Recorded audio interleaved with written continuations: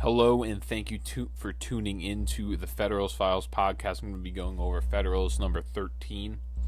Just before anything, before I go start, I just want to address, I am imploring my listeners right now, if you have not listened to the media censorship video that I recently put out on Thursday on Thanksgiving Day, I ask you, please, with the utmost gratitude, to please watch that one. I think that I know it's a long listen. It's a long duration. It's about an hour and a half, but I think it is very beneficial to understand the fight that is going on right now in the conservative movement against the tech tyrants and the oppression that's going to ensue if nothing is done in response. So, now this paper here, it's going to be Federalist number 13 we're going over. This one's actually a very short paper. It's about a page long, so it's not going to be a long podcast. It's going to be pretty short. I'm going to try to keep it as concise as possible. Now, it is titled Advantage of the Union in Respect to Economy and Government. It is written by Alexander Hamilton, written on November 28th, 1787, and the topics include the efficiency of federal taxation and one unified military. So this is pretty much just Hamilton's going to be harping on the same elements of the last paper. Now, like I said, it's a short paper. It's about a page long. He makes his argument for one federal government that with taxation will bring in more revenue than each individual separate confederacy would.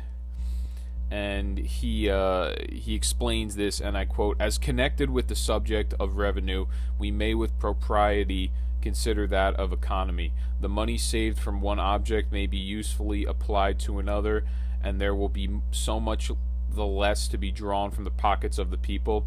If the states are united under one government, there will be but one national civil list to support," end quote.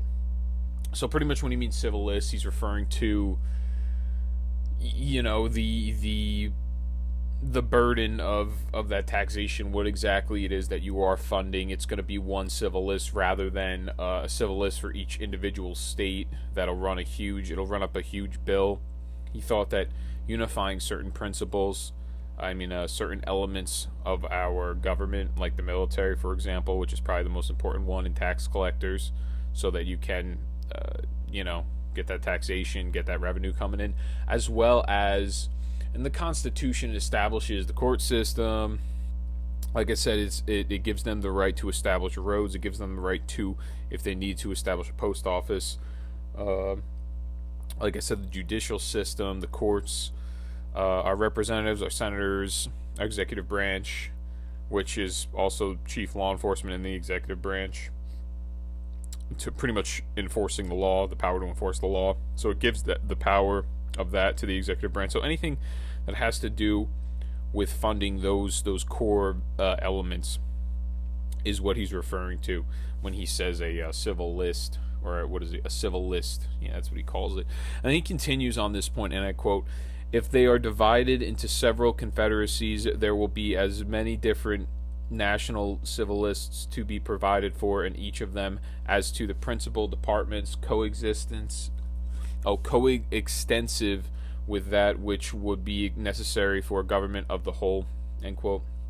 So pretty much exactly what I was saying. What you're going to need is, if you're not doing it through the federal government and you're not doing a national, having certain national programs and certain national departments within the government, then you're going to be doing it on a state level or a confederate state level. So all 13 of the states at this time would have to have everything that's on that civil list, and that would run them a pretty penny. It also would be dependent on how big their population is. If they have a small population, it's going to be hard to really fund a military, just because the amount of revenue coming in is not going to be adequate enough. Now, speculators and objectors propose that there will be 3 confederacies comprised of the northern, the middle, and the southern states, because they're saying, hey, we're going to be able to actually do this. It's possible not to have the federal government in place, because we can just have 3 separate confederacies, and we're going to still be able to fill that civil list, be able to fulfill what's needed. And Hamilton states that each confederacy in itself will be larger than Great Britain, because then he goes on to compare the United States to Great Britain. And he continues, and I quote, "No well-informed man will suppose that the affairs of such a confederacy can be properly regulated by a government less comprehensive in its organs or institutions than that which has been proposed by the convention," end quote. So pretty much saying the convention has really laid out and set up a very comprehensive plan that is very perceptive of the realities, and rather astute in its analysis of what's needed in the country and what isn't. And he's pretty much saying that any confederacy that's set up, if there's going to be 3 different confederacies, they're not going to be able to figure it out. I mean, the way we wrote up this constitution is just top notch. Now, then he draws the comparison with Great Britain, saying there are 8 million people, and before I said this in the last paper, America at this time is about 3 million people. So Great Britain, with their 8 million people, they need a great degree of authority, and they need a great degree of power and funding. And Hamilton explains this here, and I quote, "Civil power properly organized and exerted is capable of diffusing its force to very great extent, and can in a manner reproduce itself in every part of a great empire by a judicious arrangement of subordinate institutions," end quote. So that's exactly what he's saying. He's just talking about the power of a federal government, civil power being organized and exerted properly, the way in which it's supposed to be written up. It should be capable of doing its job and diffusing across great extent. And when he means great extent, he's talking about vast amounts of land, and be able to reproduce itself. So this is part of what the makeup is of the Constitution, what it's actually comprised of. It is a system where all the state governments that run under the federal government, like I said, the federal government in certain aspects is superior to the state government, whereas there's certain aspects where the state government actually beats the federal government, and you'll never find a system like America's government system, which I've explained before. But what it's saying is here, and it's a very almost like subliminal in his messaging here, is that republicanism can be spread vast across long amounts of land, like I said before, but everything that's going to be below the federal government, it's also going to be Republican setup system. So that system in the state, as long as it, this is written in the Constitution, as long as the governments that are below the federal government, meaning the state governments, as long as they're ran like a republic, just like the federal government, then they are legal in a lot of the things in which they do, as long as they're not violating the federal Constitution or the Bill of Rights. So Hamilton fears that the country would eventually fall into 2 separate confederacies in the North and the South. He explains this, and I quote, "If we attend carefully to geographical and commercial considerations in conjunction with the habits and prejudices of the different states, we shall be led to conclude that in case of disunion they will most naturally league themselves under 2 governments," end quote. So I think this is actually very interesting, because he pretty much is portending, he is foreshadowing the future, the civil war that ends up happening, that ensues about 70 years later from when this document, or what, 75, around 75 years later from when this document is ratified. At this point, it's just funny. He's talking about the North, and then he goes on. He continues. He talks about I don't know if I have notes here on it, but he does. He talks about Pennsylvania joining the North, and then New Jersey as well, and New York, all of them being part of the northern side, because Pennsylvania at that time had more to risk if it were to join the South, because it's weak on the border with New York, and New York would be able to overtake Pennsylvania, or it would just be a much more formidable foe if you had to fight in New York, if you had to fight New York as Pennsylvania, rather than if you just paired up with the North and you fought down south at that time, which is what's south of Pennsylvania. It's like west, is it Virginia or Maryland, or Delaware's down there. I mean, they're better off staying in the North. That's pretty much what he explains. And he's also talking about commercial interests, because, like I said, at this time the North was mostly textiles. They were much more industrial, whereas the South was much more crops. It was derived. Their economy was derived from food and crops. So he continues, and I quote, "Nothing can be more evident then that the 13 states will be able to support a national government better than one half or one third or any number less than the whole, end quote. So pretty much he's just saying you need those 13 states all be unified because they'll be much better off funding a national government rather than a half or a third, or however you want to split the confederacies. And then he talks, like I said, he talks about Pennsylvania joining the North, and then this is the interesting part. This is the old historical reference, because there's always at least one or two in every single paper. They always go back to history. He mentions Flanders. I looked up Flanders, and Flanders has been part of a lot of European wars to the point where it's hard to even pin down exactly what he's talking about or what he's referencing. Flanders is a Belgian city.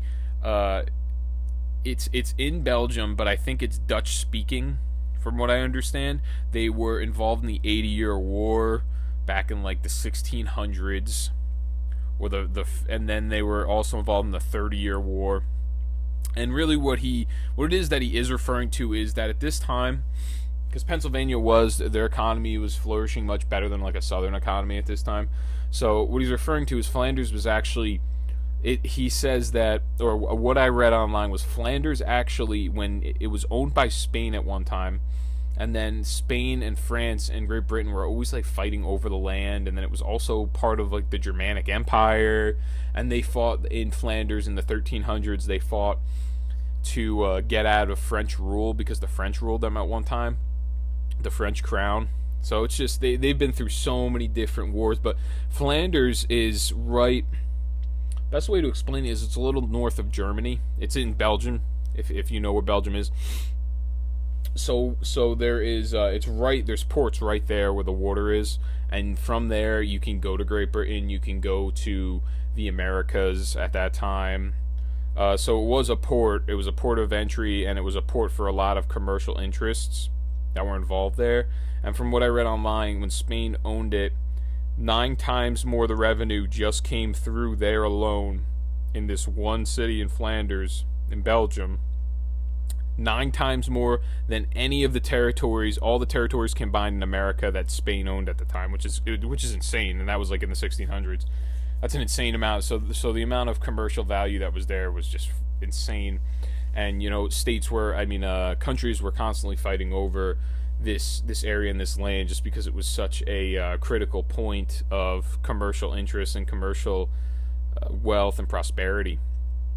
So that's the way he explains it. Is he compares Pennsylvania to Flanders, saying Pennsylvania is economically, they do pretty well. It'll become like another Flanders if it doesn't join the North, because it'll just be fighting for its independence against all of these other influences that are trying to take them over.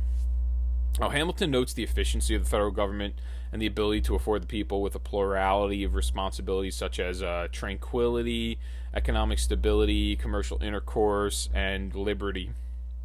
Now, I think he goes on to, at the very end, he has his little mission statement that he says. He has 2 pretty substantial mission statements. Now, with multiple confederacies, Hamilton feared inefficiencies in terms of the funding because of the individual militaries. Like I said before, Hamilton believed that one national military would be deemed much more efficient. And additionally, with the differences with each confederacy holding their own military force, more factions would ensue. Due to these differences in state population, causing either an abundance of funds or a lack of personnel, like certain states, like a state like Delaware, for example. Delaware really would not be able to pull off having a military in their state, and because they would not have the funds. And then there'd be other states like New York that would be able to actually pull it off, and then New York would turn around and they go take over Delaware, and then maybe they would take over New Jersey. That whole argument all over again. Now, he concludes this paper stating, if in addition to the consideration of a plurality of civil lists, we take into view the number of persons who must necessarily be employed to guard the inland communication between the different confederacies against illicit trade, and who in time will infallibly spring up out of the necessities of revenue, end quote. So what he's saying there is, if you also, on top of the military that you're going to have to pay for, if you have all these different confederacies, you're going to have to pay people to enforce legal trade. You're going to have to pay people like the tax collectors that I explained in the last video that are going to be on the eastern seaboard. These confederacies, these separate confederacies, are going to be accountable now for hiring all those people, and in doing so, because each one has to have their own individual military and their own individual tax collectors, and making sure that people aren't performing or carrying out acts of illicit trade, illegal trade. In doing that, providing all that funding, you're going to run everybody dry. There's not going to be the necessary amount of taxation or the amount of revenue that's being taken in by the taxation in order to even follow through with all of that. And he continues on this point, and I quote, "If we also take into view the military establishments, which it has been shown would unavoidably result from the jealousies and conflicts of the several nations into which the states would be divided, we shall clearly discover that a separation would be not less injurious to the economy than to the tranquility, commerce, revenue, and liberty of every part," end quote.